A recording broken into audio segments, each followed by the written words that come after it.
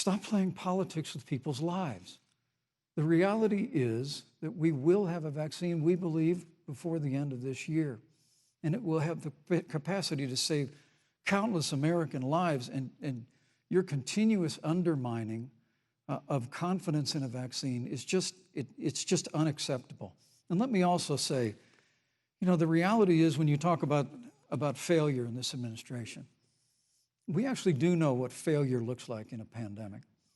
It was 2009. The swine flu arrived in the United States. Thankfully, it ended up not being as lethal as the coronavirus.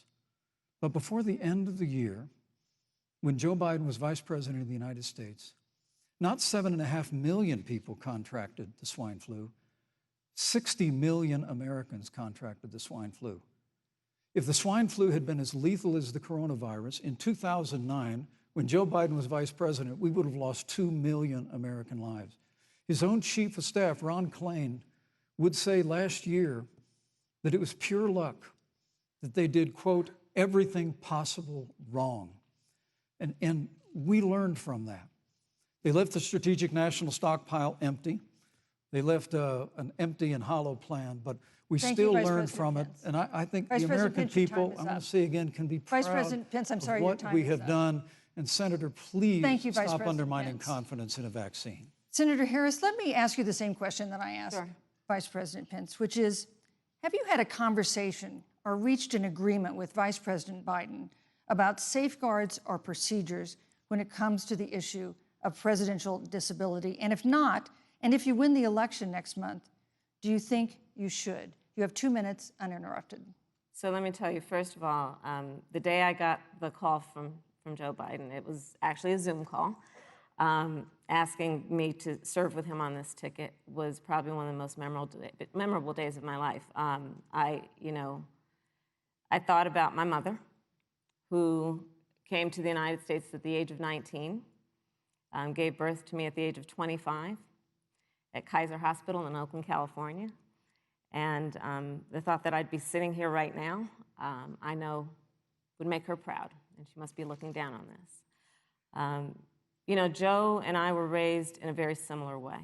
We were raised with values that are about hard work, about the value and the dignity of public service, and about the importance of fighting for the dignity of all people. And I think Joe asked me to serve with him because, you know, I have a career that included being elected the first woman district attorney of San Francisco, where I created models of innovation for law enforcement in terms of reform of the criminal justice system. I was elected the first woman of color and black woman to be elected Attorney General of the state of California, where I ran the second largest Department of Justice in the United States, second only to the United States Department of Justice.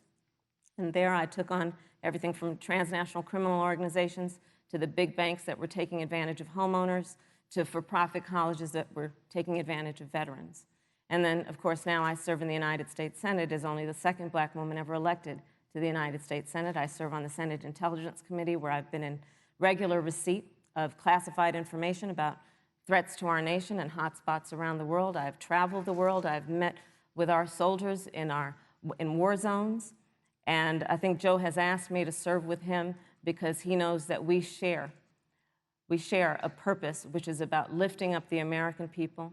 And after the 4 years that we have seen of Donald Trump unifying our country around our common values and principles. Thank you, Senator Harris. You know, neither President Trump nor Vice President Biden has released a sort of detailed health information that had become the modern norm until the 2016 election. And in recent days, President Trump's doctors have given misleading answers or refused to answer basic questions about his health. And my question to each of you in turn is this information voters deserve to know? Vice President Pence, would you like to go first? Well, Susan, thank you. And let me say, on behalf of the President and the First Lady, how moved we've all been by the outpouring of prayers and concern for the President. And I do believe it's emblematic of the prayers and the concern that have ushered forth for every American impacted by the coronavirus. But the care the President received at Walter Reed Hospital, the White House doctors, was exceptional. And the transparency that they practiced all along the way will continue. The American people have a right to know about the health and well-being of their president, and will continue to do that. But I'm just extremely grateful and was more than a little moved by the broad and bipartisan support. And Senator, I want to thank you and Joe Biden for your expressions of genuine concern. And I also want to congratulate you, as I did on that phone call, on the historic nature of your nomination. Thank you. I never expected to be on this stage 4 years ago, so I know the feeling. But the reality is we've got an election before the American people in the midst of this challenging year. And the stakes have never been higher, but I think the choice has never been clearer. I want to give Senator Harris a chance to respond to the same question I asked, which is, do voters have a right to know more detailed health information about presidential candidates, and especially about presidents, especially when they're facing some kind of challenge? Absolutely, and that's why Joe Biden has been so incredibly transparent, and certainly by contrast, the president has not, both in terms of health records, but also let's look at taxes. We now know, because of great investigative journalism, that Donald Trump paid $750 in taxes. When I first heard about it, I literally said, "You mean $750,000? And it was like, no, $750. We now know Donald Trump owes and is in debt for $400 million. And just so everyone is clear, when we say in debt, it means you owe money to somebody. And it'd be really good to know who the President of the United States, the Commander-in-Chief, owes money to, because the American people have a right to know what is influencing the President's decisions. And is he making those decisions on the best interest of the American people, of you, or self-interest? So, Susan, I'm glad you asked about transparency, because it has to be across the board. Joe has been incredibly transparent over many, many years. The one thing we all know about Joe, he puts it all out there. He is honest, he is forthright. But Donald Trump, on the other hand, has been about covering up everything. Thank you, Senator Harris. I want to give you a chance to respond, Vice President. Well, look, I respect the fact that Joe Biden spent 47 years in public life. I respect your public service as well. Thank you. But the American people have a president who's a businessman, he's a job creator, who's paid tens of millions of dollars in taxes, payroll taxes, property taxes. He's created tens of thousands of American jobs. And the president said those public reports are not accurate. And the president's also released literally stacks of financial disclosures the American people can review just as the law allows. But the distinction here is that Joe Biden, 47 years in public service, compared to President Donald Trump, who brought all of that experience 4 years ago. Thank you, Vice and President. turned this economy around by cutting taxes, rolling back regulation, unleashing American energy, fighting for free and fair trade, and all of that's on the line if Joe Biden and Kamala Harris. You know, that's a good segue into our third topic, which is about the economy. This has been another aspect of life for Americans that's been so affected by this coronavirus. We have a jobs crisis brewing. On Friday, we learned that the unemployment rate had declined to 7.9% in September, but the job growth had stalled, and that was before the latest round of layoffs and furloughs in the airline industry at Disney and elsewhere. Hundreds of thousands of discouraged workers have stopped looking for work. Nearly 11 million jobs that existed at the beginning of the year haven't been replaced. Those hardest hit include Latinos, Blacks, and women. Senator Harris, the Biden-Harris campaign has proposed new programs to boost the economy, and you would pay for that new spending by raising $4 trillion in taxes on wealthy individuals and corporations. Some economists warn that could curb entrepreneurial ventures that fuel growth and create jobs. Would raising taxes put the recovery at risk? And you have 2 minutes to answer uninterrupted. Thank you. On the issue of the economy, I think there couldn't be a more fundamental difference between Donald Trump and Joe Biden. Joe Biden believes you measure the health and the strength of America's economy based on the health and the strength of the American worker and the American family. On the other hand, you have Donald Trump, who measures the strength of the economy based on how rich people are doing. which is why he passed a tax bill benefiting the top 1% and the biggest corporations of America, leading to a $2 trillion deficit that the American people are going to have to pay for. On day one, Joe Biden will repeal that tax bill. He'll get rid of it. And what he'll do with the money is invest it in the American people. And through a plan that is about investing in infrastructure, something that Donald Trump said he would do. I remember hearing about some infrastructure week. I don't think it ever happened. But Joe Biden will do that. He'll invest in infrastructure. It's about upgrading our roads and bridges, but also investing in clean energy and renewable energy. Joe is going to invest that money in what we need to do around innovation. There was a time when our country believed in science and invested in research and development so that we were an innovation leader on the globe.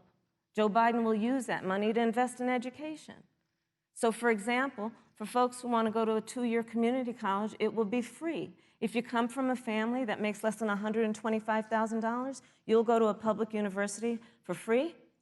And across the board, we'll make sure that if you have student loan debt, it's cut by $10,000. That's how Joe Biden thinks about the economy, which is it's about investing in the people of our country as opposed to passing a tax bill, which had the benefit of letting American corporations go offshore to do their business. Thank you, You're Senator welcome. Harris. Vice President Pence, your administration has been predicting a rapid and robust recovery, but the latest economic report suggests that's not happening. Should Americans be braced for an economic comeback that is going to take not months, but a year or more? You have 2 minutes to answer, uninterrupted. When President Trump and I took office, America had gone through the slowest economic recovery since the Great Depression. Because when Joe Biden was vice president, they tried to tax and spend and regulate and bail our way back to a growing economy. President Trump cut taxes across the board. Despite what Senator Harris says, the average American family of 4 had $2,000 in savings in taxes. And with the rise in wages that occurred, most predominantly for blue-collar, hardworking Americans, the average household income for a family of 4 increased by $4,000 following President Trump's tax cuts. But America, you just heard Senator Harris tell you, on day one, Joe Biden's going to raise your taxes. It's really remarkable to think, Susan. I mean, right after a time where we're going through a pandemic that lost 22 million jobs at the height, we've already added back 11.6 million jobs because we had a president who cut taxes, rolled back regulation, unleashed American energy, fought for free and fair trade, and secured $4 trillion from the Congress of the United States to give direct payments to families, save 50 million jobs through the Paycheck Protection Program. We literally have spared no expense to help the American people and the American worker through this. Joe Biden and Kamala Harris want to raise taxes. They want to bury our economy under a $2 trillion Green New Deal, which you were one of the original co-sponsors of in the United States Senate. They want to abolish fossil fuels and ban fracking, which would cost hundreds of thousands of American jobs all across the heartland. And Joe Biden wants to go back to the economic surrender to China, that when we took office, half of our international trade deficit was with China alone. And Joe Biden wants to repeal all of the tariffs that President Trump put into effect to fight for American jobs and American workers. Joe Biden says democracy's on the ballot. Make no mistake about it, Susan.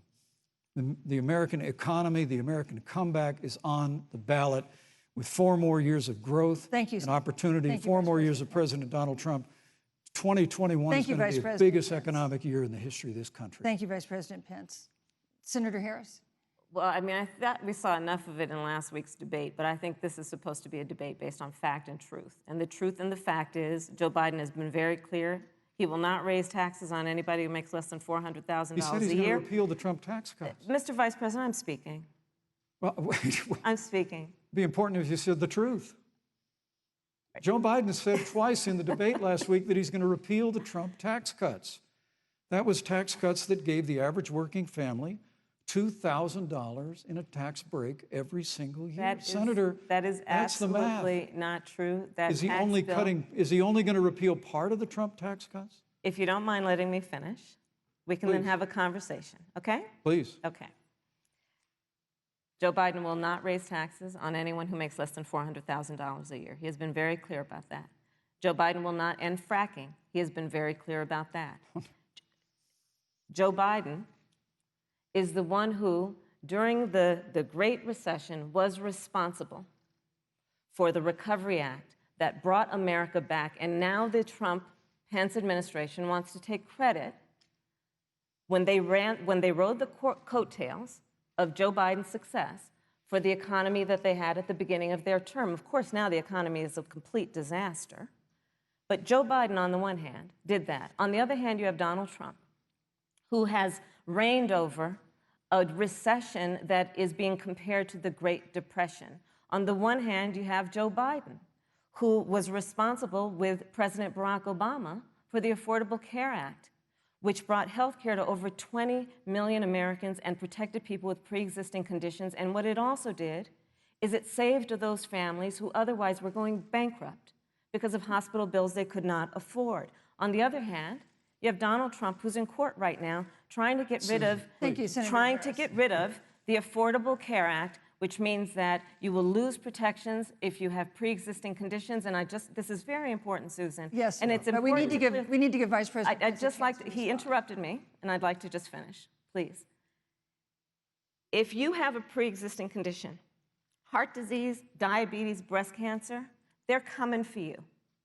If you love someone who has a pre-existing condition, they're coming for you. If you are under the age of 26 on your parents' coverage, they're coming for you. Senator Harris, thank you. You're welcome. Let me give you a chance to respond. Well, I hope we have a chance to talk about health care, because Obamacare was a disaster. The American people remember it well. And President Trump and I have a plan to improve health care and to protect pre-existing conditions for every American. But look, Senator Harris, you're entitled to your own opinion, but you're not entitled to your own facts. You yourself said on multiple occasions when you were running for president that you would ban fracking. Joe Biden looked at a supporter in the eye and pointed and said, I guarantee that we will abolish fossil fuels. They have a $2 trillion version of the Green New Deal, Susan, that your newspaper, USA Today, said really wasn't that very different from the original Green New Deal. More taxes, more regulation, banning fracking, abolishing fossil fuel, crushing American energy, and economic surrender to China is a prescription for economic decline. President Trump and I will keep America growing. The V-shaped recovery that's underway right now will continue with 4 more years of President Donald Trump. Thank you very, very much, Vice President Pence. Once again, you've provided the perfect segue to a new topic, which is climate change. And Vice President Pence, I'd like to pose the first question to you.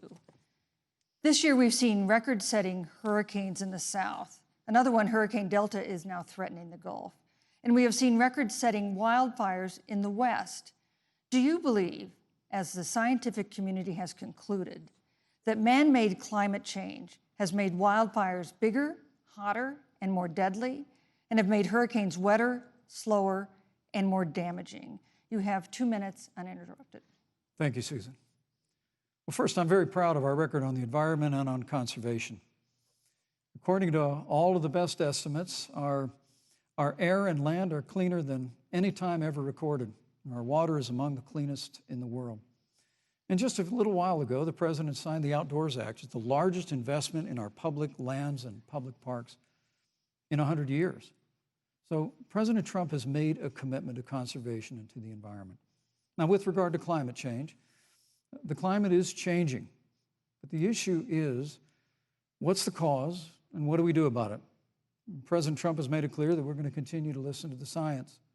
Now, Joe Biden and Kamala Harris would put us back in the Paris Climate Accord. They'd impose the Green New Deal, which would crush American energy, would increase the energy costs of American families in their homes, and literally would crush American jobs.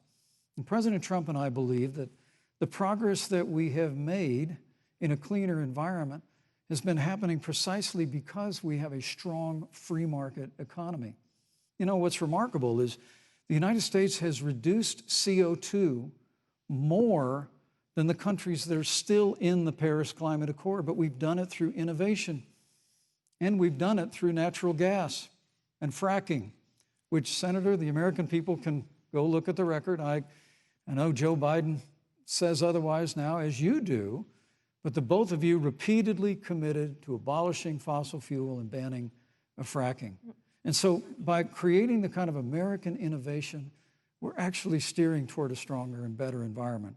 With regard to wildfires, President Trump and I believe that forest management has to be front and center, and even Governor Gavin Newsom from your state has agreed we've got to work on forest management.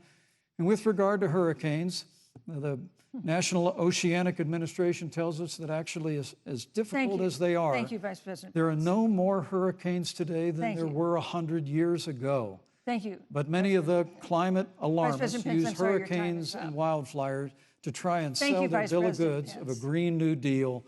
And President Trump and I are going to always put Thank you, American Vice jobs and President American Pence. workers first. Senator Harris, as the Vice President mentioned, you co-sponsored the Green New Deal in Congress. But Vice President Biden said in last week's debate that he does not support the Green New Deal. But if you look at the Biden-Harris campaign website, it describes the Green New Deal as a crucial framework. What exactly would be the stance of a Biden-Harris administration toward the Green New Deal? You have 2 minutes uninterrupted. Sure. So first of all, I will repeat, and the American people know, that Joe Biden will not ban fracking. That is a fact. That is a fact. I will repeat that Joe Biden has been very clear that he thinks about growing jobs, which is why he will not increase taxes for anyone who makes less than $400,000 a year.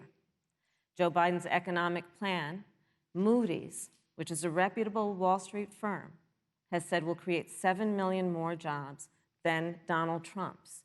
And part of those jobs that will be created by Joe Biden are going to be about clean energy and renewable energy. Because you see, Joe understands that the west coast of our country is burning, including my home state of California. Joe sees what is happening on the Gulf states, which are being battered by storms. Joe has seen and talked with the farmers in Iowa, whose entire crops have been destroyed because of floods. And so Joe believes, again, in science. I'll tell you something, Susan. I served, when I first got to the Senate, on the committee that's responsible for the environment. Do you know this administration took the word science off the website and then took the phrase climate change off the website?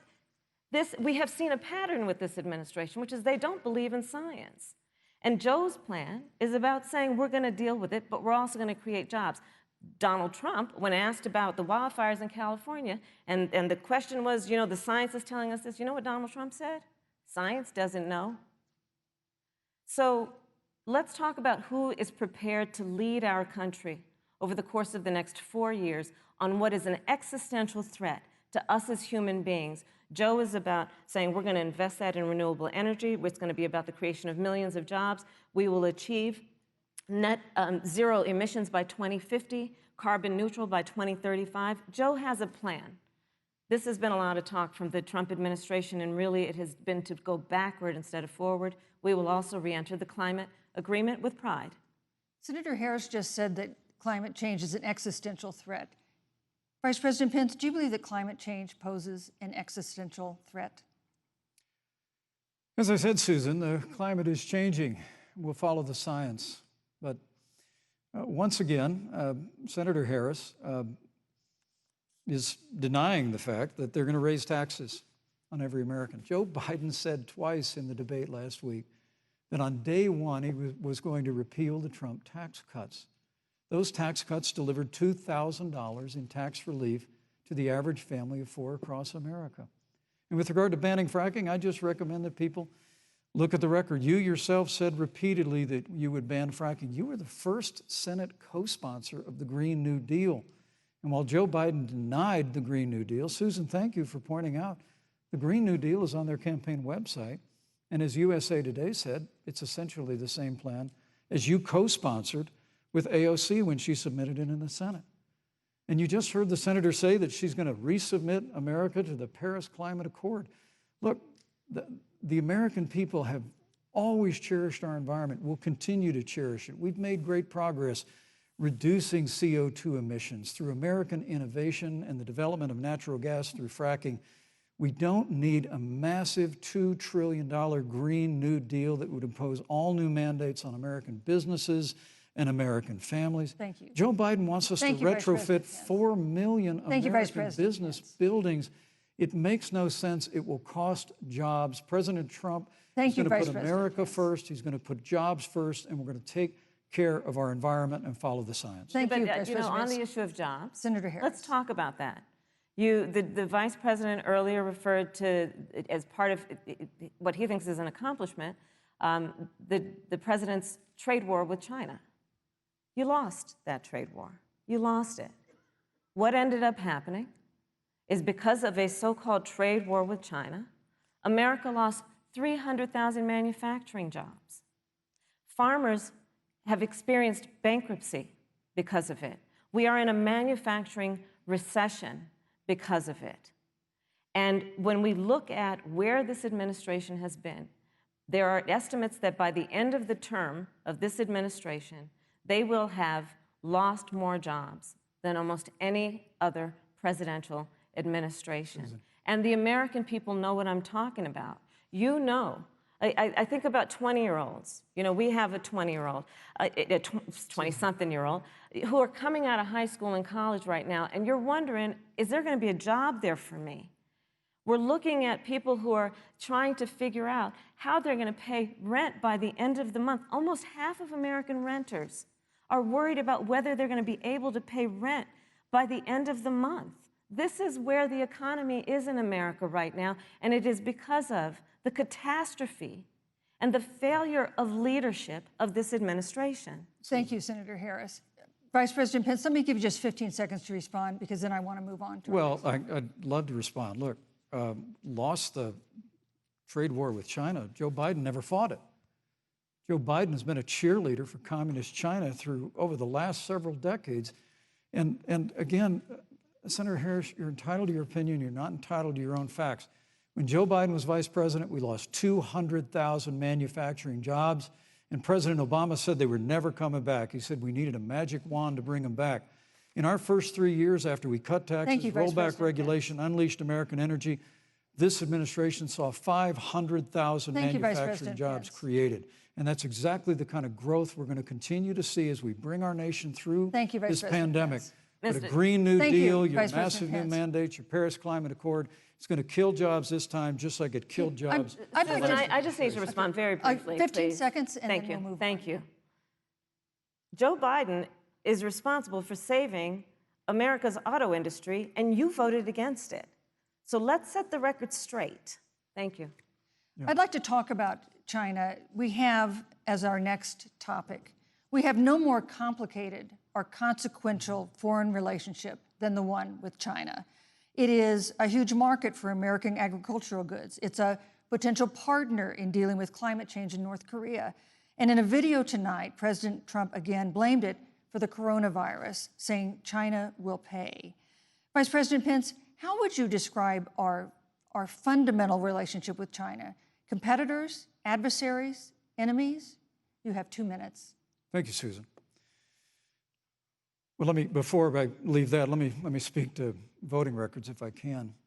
You know, everybody knows that NAFTA cost literally thousands of American factories to close.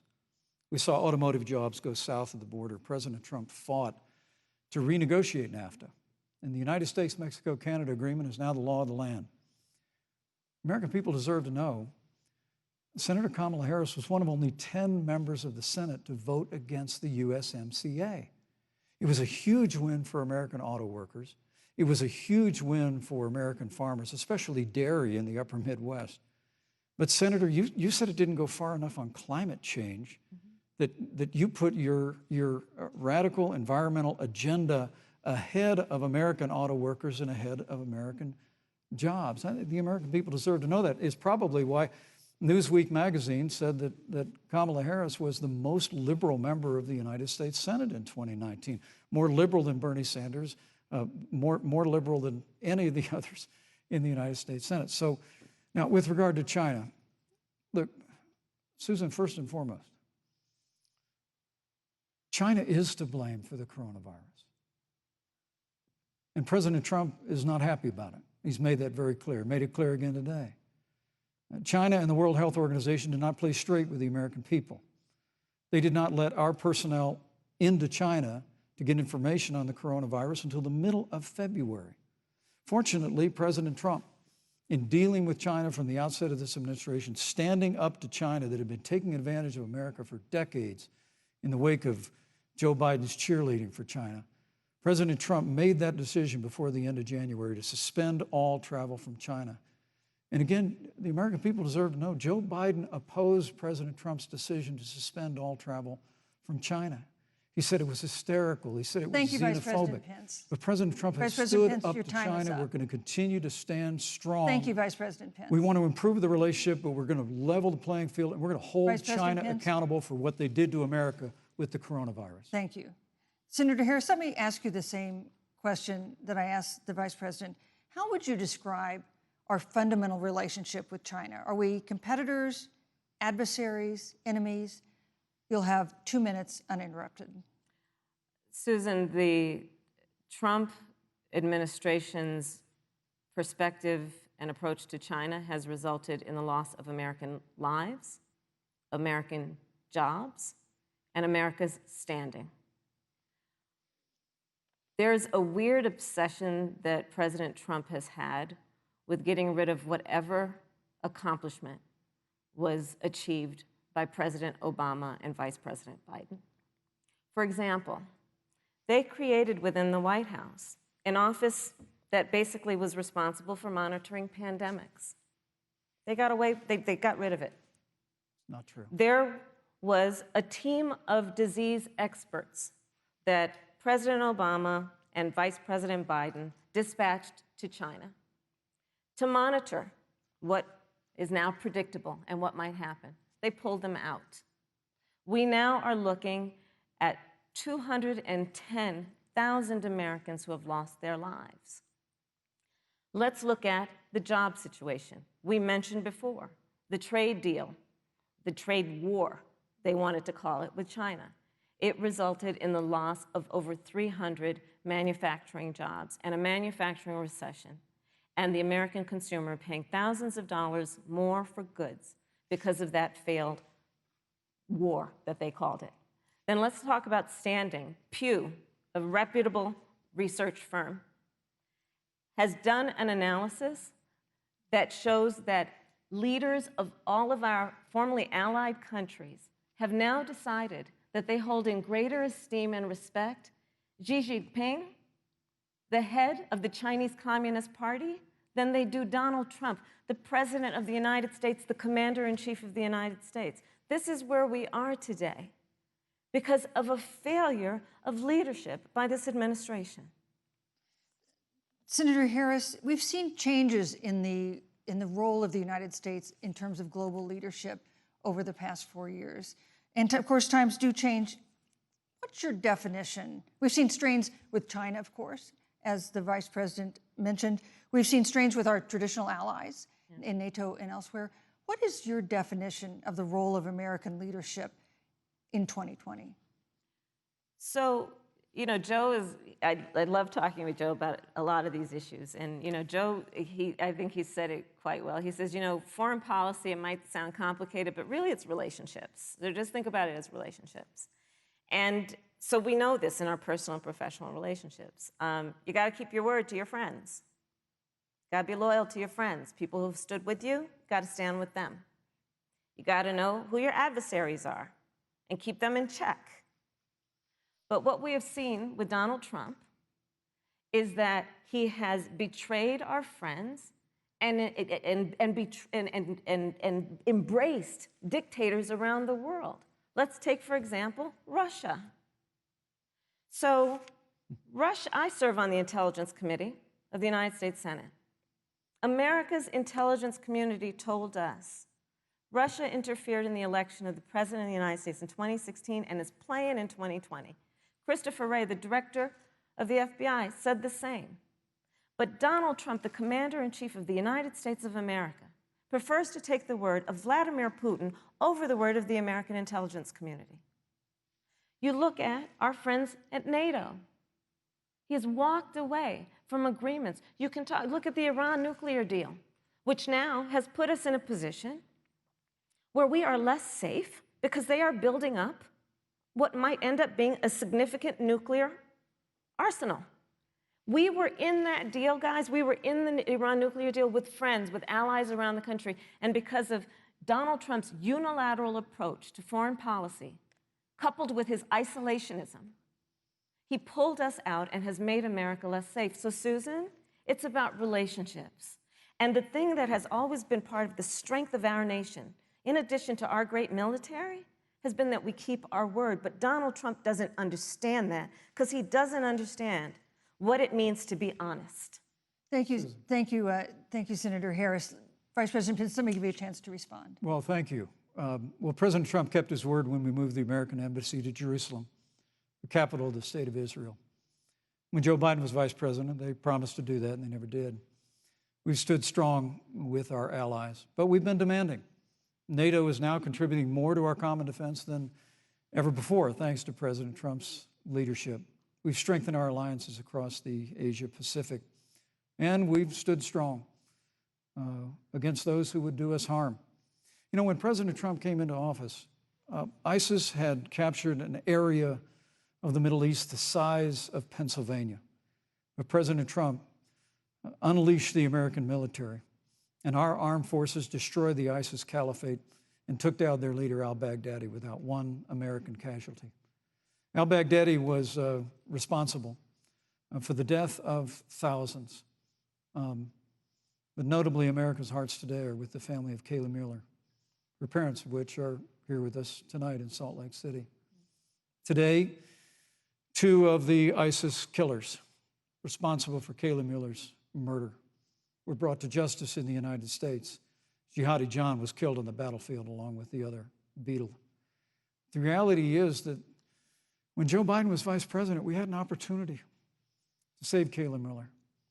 It breaks my heart to reflect on it, but the military came into the Oval Office, presented a plan. They said they knew where Kayla was. Baghdadi had held her for 18 months, abused her mercilessly before they killed her. But when Joe Biden was vice president, they hesitated for a month. And when armed forces finally went in, it was clear she'd been moved 2 days earlier.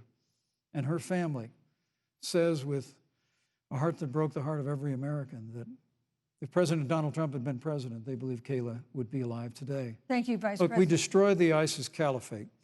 And you talk about re-entering the Iran nuclear deal. I mean, the last administration transferred $1.8 billion to the leading state sponsor Thank you, Vice of President terrorism. Pence. President Donald Trump got us out of the deal. Thank you, Vice President Pence. And when Qasem Soleimani was traveling to Baghdad Thank you, to do Vice President harm Pence. to Americans, President Donald Trump took Thank you, him Vice out. President Pence. And America is safer, our allies are safer, and the American people know President Donald Trump will never Thank you, hesitate Vice President to take Pence. action. I would like to give Senator Harris a chance to respond, but not at such great length, because of course there are other topics we want to talk about. But I would like equal time. Yes. Thank you. Please go ahead. First of all, to the Mueller family, I know about your daughter's case, and I'm so sorry. I'm so sorry. What happened to her is awful, and it should have never happened. And I know Joe feels the same way. And I know that President Obama feels the same way. But you mentioned Soleimani. Let's start there. So after the strike on Soleimani, there was a counter strike on our troops in Iraq. And they suffered serious brain injuries. And do you know what Donald Trump dismissed them as? Headaches. And this is about a pattern of Donald Trump's, where he has referred to our men who are serving in our military as suckers and losers. Donald Trump, who went to Arlington Cemetery and stood above the graves of our fallen heroes and said, what's in it for them? Because of course, you know, he only thinks about what's in it for him. Let's take what he said about John McCain, a great American hero. And Donald Trump says he doesn't deserve to be called a hero because he was a prisoner of war. And this is very important when you want to talk about who is the current commander-in-chief and what they care about and what they don't care about. Public reporting that Russia had bounties on the heads of American soldiers. And you know what a bounty is? It's somebody puts a price on your head and they will pay it if you are killed. And Donald Trump had talked at least 6 times to Vladimir Putin and never brought up the subject. Joe Biden would never do that. Thank you. Joe Biden would, but Joe Biden would hold Russia to account for any threat to our nation's security or to our troops who are sacrificing their lives for the sake of our democracy and our safety. Thank you, Senator Harris. This is such an important issue, but we have other important issues as well. And Susan, I want to make sure we have a chance I really have to talk about respond to that. I'm, Look, she has 15 seconds because well, I got to have trying more to than keep, that. Look, well, I'm sorry, but Vice President Pence, you've had more time than she's had so far. The slanders against President Donald Trump regarding men and women of our armed forces are absurd. I'm sorry, Vice President Pence. My son is a captain in the United States Marine Corps. My son-in-law is deployed in the United States Navy. I can assure all of you, with sons and daughters serving in our military, President Donald Trump not only respects but reveres all of those who serve in our armed forces, and any suggestion otherwise is ridiculous. Thank you, Vice President Pence. The American people deserve, Susan, the American people deserve to know. Vice President Pence, I did not, excuse me, Susan, I did not create the rules for tonight. Joe Biden. Your campaigns agreed to the rules for tonight's debate with the Commission on Presidential Debates. I'm here to enforce them, which involves moving from one topic to another, giving roughly equal time to both of you, which is what I'm trying very hard to do. Go right ahead. So I want to go ahead and move to the next topic, which is an important one, as the last topic was, and that is the Supreme Court. On Monday, the Senate Judiciary Committee is scheduled to open hearings on Amy Coney Barrett's nomination to the Supreme Court. Senator Harris, you'll be there as a member of the committee. Yes. Her confirmation would cement the court's conservative majority and make it likely open to more abortion restrictions, even to overturning the landmark Roe v. Wade ruling. Access to abortion would then be up to the states. Vice President Pence, you're the former governor of Indiana. If Roe v. Wade is overturned, what would you want Indiana to do? Would you want your home state to ban all abortions? You have 2 minutes, uninterrupted. Well, thank you for the question, but I'll use a little bit of my time to respond to that very important issue before. The American people deserve to know Qasem Soleimani, the Iranian general, was responsible for the death of hundreds of American service members. When the opportunity came, we saw him headed to Baghdad to kill more Americans. President Trump didn't hesitate, and Qasem Soleimani is gone. But you deserve to know that Joe Biden and Kamala Harris actually criticized the decision to take out Qasem Soleimani. It's really inexplicable, but with regard to Joe Biden, it's explainable, because history records that Joe Biden actually opposed the raid against Osama bin Laden.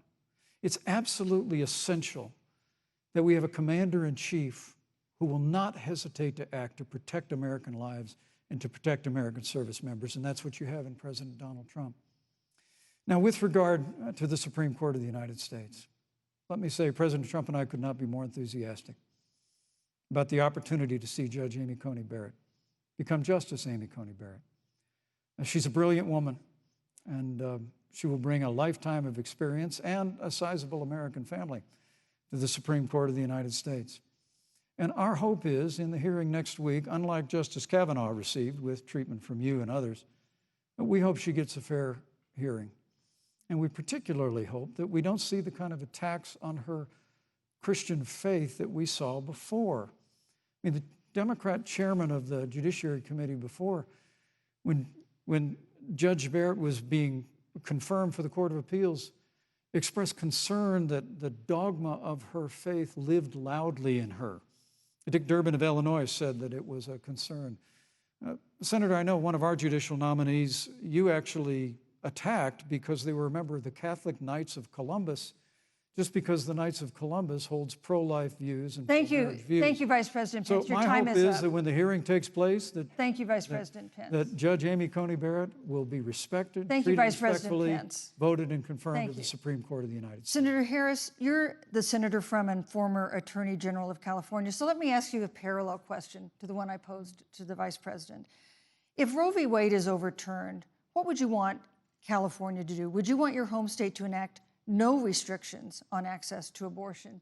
And you have 2 minutes uninterrupted.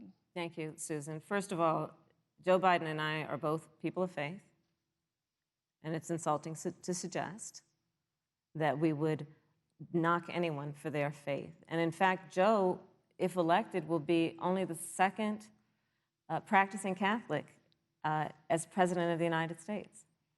On the issue of this nomination, Joe and I are very clear, as are the majority of the American people. We are 27 days before the decision about who will be the next president of the United States. And, you know, before, when this conversation has come up, you know, it's been about election year or election time. We're literally in an election. Over 4 million people have voted. People are in the process of voting right now. And so Joe has been very clear, as the American people are. Let the American people fill that seat in the White House, and then we'll fill that seat on the United States Supreme Court. And to your point, Susan, the issues before us couldn't be more serious. There's the issue of choice, and I will always fight for a woman's right to make a decision about her own body. It should be her decision and not that of Donald Trump and the Vice President, Michael Pence. But let's also look at what else is before the court. It's the Affordable Care Act. Like, literally in the midst of a public health pandemic, when over 210,000 people have died and 7 million people probably have what will be in the future considered a pre-existing condition because you contracted the virus. Donald Trump is in court right now trying to get rid of the Affordable Care Act. And I said it before, and it bears repeating. This means that there will be no more protections, if they win, for people with pre-existing conditions.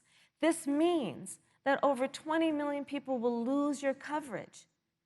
It means that if you're under the age of 26, you can't stay on your parents' coverage anymore. And here's the thing. The contrast couldn't be more clear. They're trying to get rid of the Affordable Care Act. Joe Biden is saying, let's expand coverage. Let's give you a choice of a public option or private coverage. Let's bring down premiums. Thank you, Senator Let's Harris. lower Medicare eligibility to 60. Thank you, Senator That's true Harris. leadership.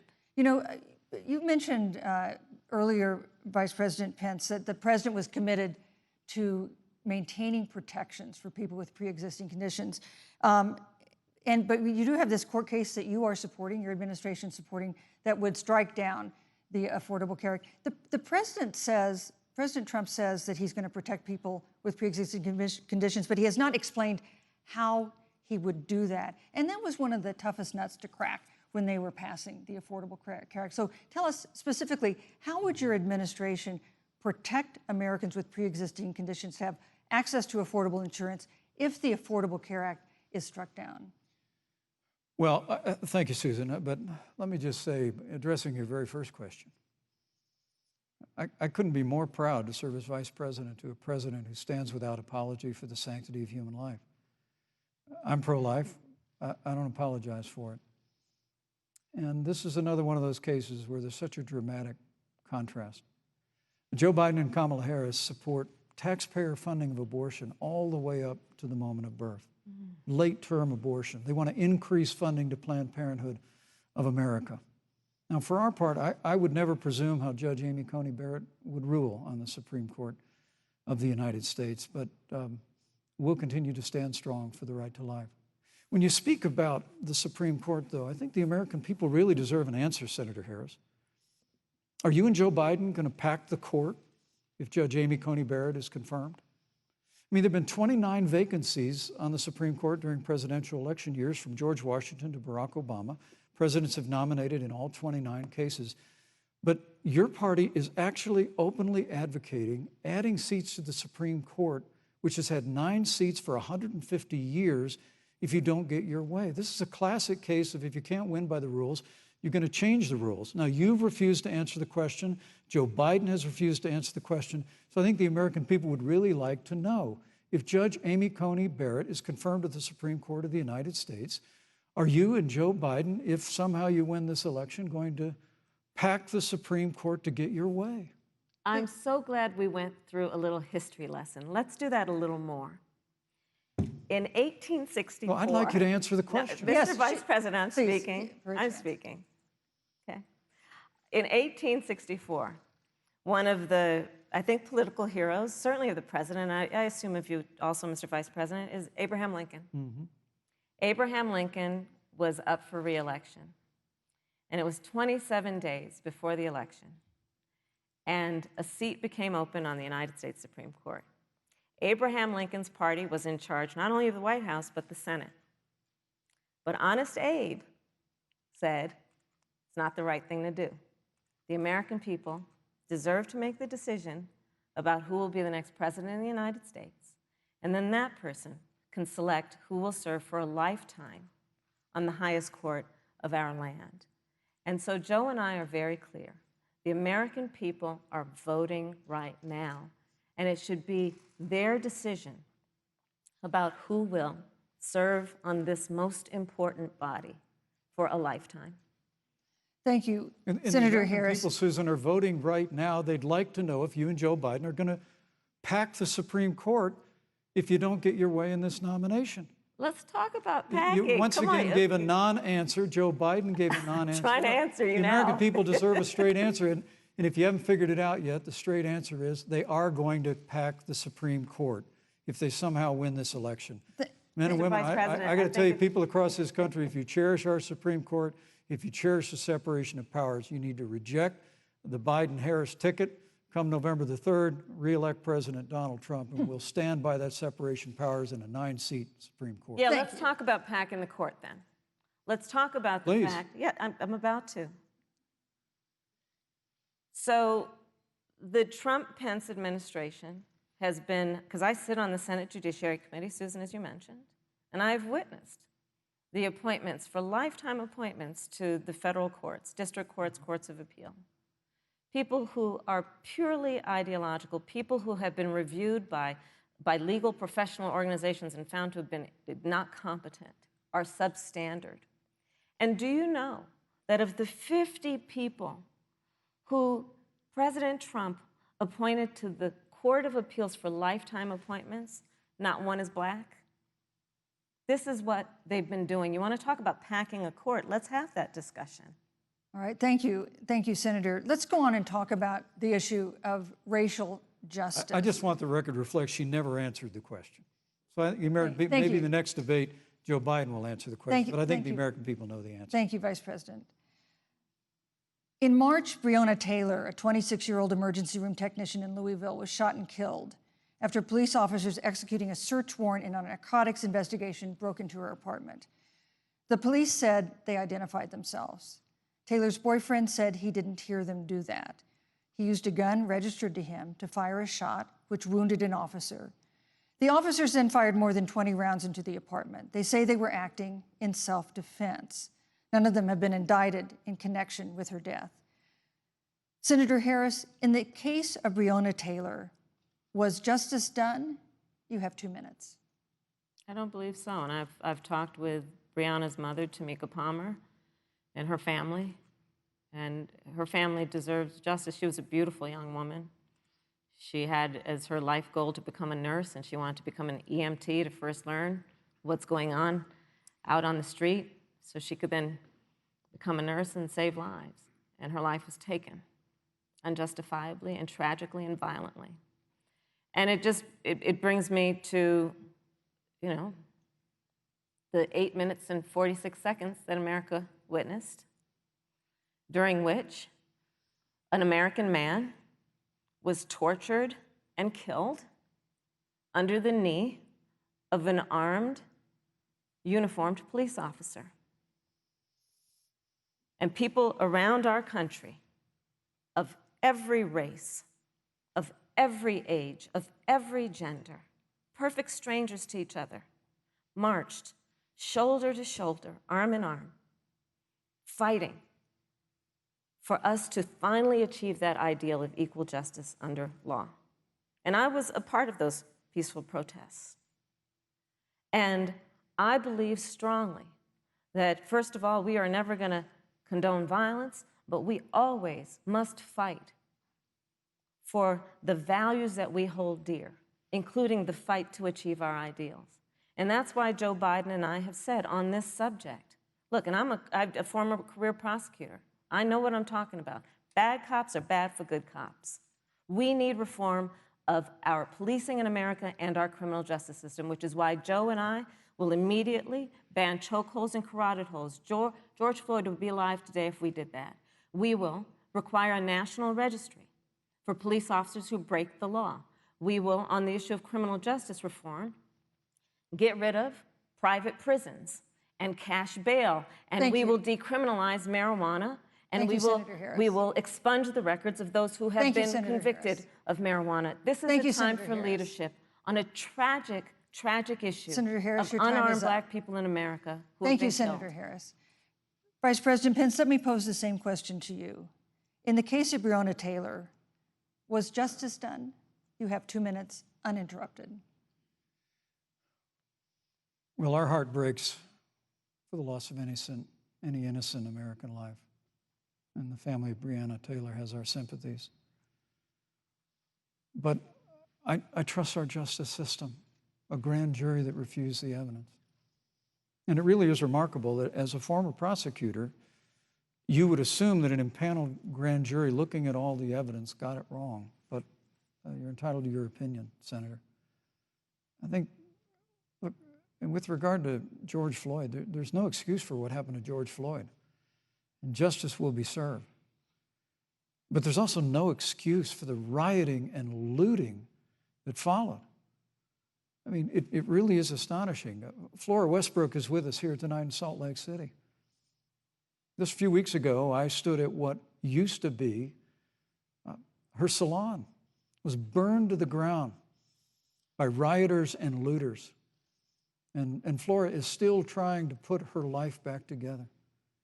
And I must tell you, this presumption that you hear consistently from Joe Biden and Kamala Harris, that America is systemically racist, and that, as Joe Biden said, that he believes that law enforcement has an implicit bias against minorities, is a great insult to the men and women who serve in law enforcement. And I want everyone to know who puts on the uniform of law enforcement every day that President Trump and I stand with you.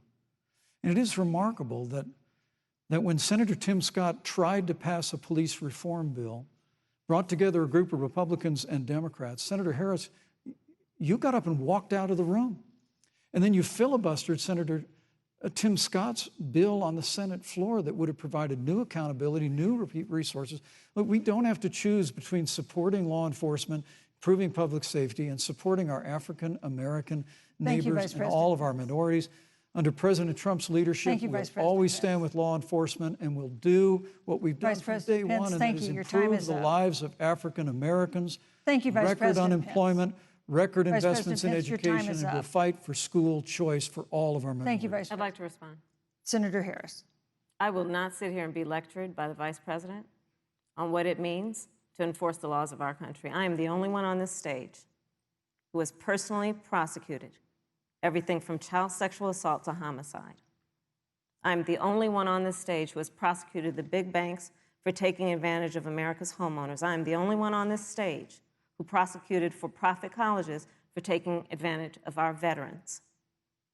And the reality of this is that we are talking about an election in 27 days, where last week the President of the United States took a debate stage in front of 70 million Americans and refused to condemn white supremacists. Not true. And not true. It wasn't like he didn't have a chance. He didn't do it, and then he doubled down. And then he said, when pressed, stand back, stand by. And this is a part of a pattern of Donald Trump's. He called Mexicans rapists and criminals. He instituted as his first act a Muslim ban. On the issue of Charlottesville, where people were peacefully protesting the need for racial justice, where a young woman was killed, and on the other side there were neo-Nazis carrying tiki torches, shouting racial epithets, anti-Semitic slurs. And Donald Trump, when asked about it, said there were fine people on both sides. This is who we have as the President of the United States. And America, you deserve better.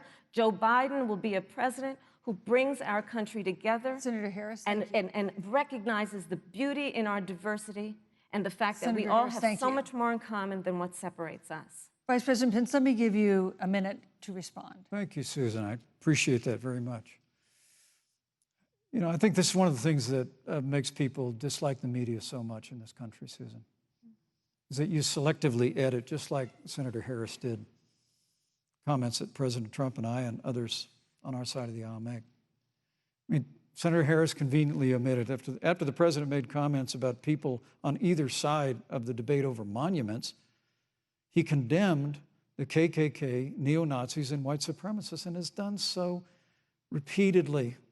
You're concerned that he doesn't condemn neo-Nazis. President Trump has Jewish grandchildren. His daughter and son-in-law are Jewish. This is a president who respects and cherishes all of the American people. But you talk about having personally prosecuted. I'm glad you brought up your record, Senator. Thank you. But I really need to make this point. When you were DA in San Francisco, when you left office, African Americans were 19 times more likely to be prosecuted for minor drug offenses than whites and Hispanics. When you were Attorney General of California, you increased the disproportionate incarceration of blacks in California. You did nothing on criminal justice reform in California. You didn't lift a finger to pass the First Step Act on Capitol Hill. I mean, the reality is your record speaks for itself. President Trump and I have fought for criminal justice reform. Thank you, Vice President We've fought Pence. for educational choice and opportunities for African Americans, all of our Thank you, sir. And we'll do it for 4 more Thank you. years. You know, there is no more important issue than the final issue that we're going to talk about tonight, and that is the issue of the election itself. Susan, he attacked my record. I would like an opportunity to respond. Let me give you 30 seconds because we're running out of time. I appreciate that. First of all, having served as the Attorney General of the state of California, the work that I did is a model of what our nation needs to do, and we will be able to do under a Joe Biden presidency. Our agenda includes what this administration has failed to do. It will be about not only instituting a ban on chokeholds and carotid holes. Thank you. Not only. Thank you, Senator I Harris. would like to go through. These are points that you made earlier in the hour, and I want to talk about the election itself before we have to. But I want to talk about the connection between what Joe and I will do and my record, which includes I was the first statewide officer to institute a requirement that my agents would wear body cameras and keep them on full time. We were the first to initiate a requirement that there would be a training for law enforcement on implicit bias because, yes, Joe Biden and I recognize that implicit bias does exist, Mr. Vice President, contrary to what you may believe. We did the work of instituting reforms that were about investing in reentry. This is the work that we have done and the work we will do going forward. And again, I will not be lectured by the Vice President on our record of what we have done in terms of law enforcement and keeping our communities safe and a commitment to reforming the criminal justice system of America. Thank you, Senator Harris. And I'd like to I'd like you to respond first to the question on our final topic, the election itself. President Trump has several times refused to commit himself to a peaceful transfer of power after the election. If your ticket wins and President Trump refuses to accept a peaceful transfer of power, what steps would you and Vice President Biden then take? What would happen next? You have 2 minutes. So I'll tell you, Joe and I are, I think, particularly proud of the coalition that we've built around our campaign. We probably have one of the broadest coalitions of folks that you've ever seen in a presidential race. Of course, we have the support of Democrats, but also independents and Republicans. In fact, 7 members of President George W. Bush's cabinet are supporting our ticket. We have the support of Colin Powell, Cindy McCain, John Kasich, over 500 generals, retired generals, and former national security experts and advisors are supporting our campaign. And I believe they are doing that because they know that Joe Biden has a deep, deep-seated commitment to fight for our democracy and to fight for the integrity of our democracy and to bring integrity back to the White House. And so we believe in the American people. We believe in our democracy. And here's what I'd like to say to everybody. Vote. Please vote. Vote early. Come up with a plan to vote. Go to iwillvote.com. You can also go to joebiden.com. We have it within our power in these next 27 days to make the decision about what will be the course of our country for the next 4 years. And it is within our power, and if we use our vote and we use our voice, we will win. And we will not let anyone subvert our democracy with what Donald Trump has been doing, as he did on the debate stage last week, when again in front of 70 million people, he openly attempted to suppress the vote. Joe Biden, on the other hand, on that same debate stage, because clearly Donald Trump doesn't think he can run on a record because it's a failed record, Joe Biden on that stage said, hey, just please vote. So I'll repeat what Joe said. Please vote.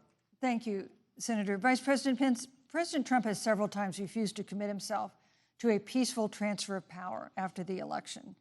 If Vice President Biden is declared the winner and President Trump refuses to accept a peaceful transfer of power, what would be your role and responsibility as Vice President? What would you personally do? You have 2 minutes. Well, Susan, first and foremost, I think we're going to win this election. Because while Joe Biden and Kamala Harris rattle off a long litany of the establishment in Washington, D.C., an establishment that Joe Biden's been a part of for 47 years, President Donald Trump has launched a movement of everyday Americans from every walk of life. And I have every confidence that those same Americans that delivered that historic victory in 2016, they see this president's record where we rebuild our military, we revived our economy through tax cuts and rolling back regulation, fighting for fair trade, unleashing American energy. We appointed conservatives to our federal courts at every level. And we stood with the men and women of law enforcement every single day. And I think that movement of Americans has only grown stronger in the last 4 years.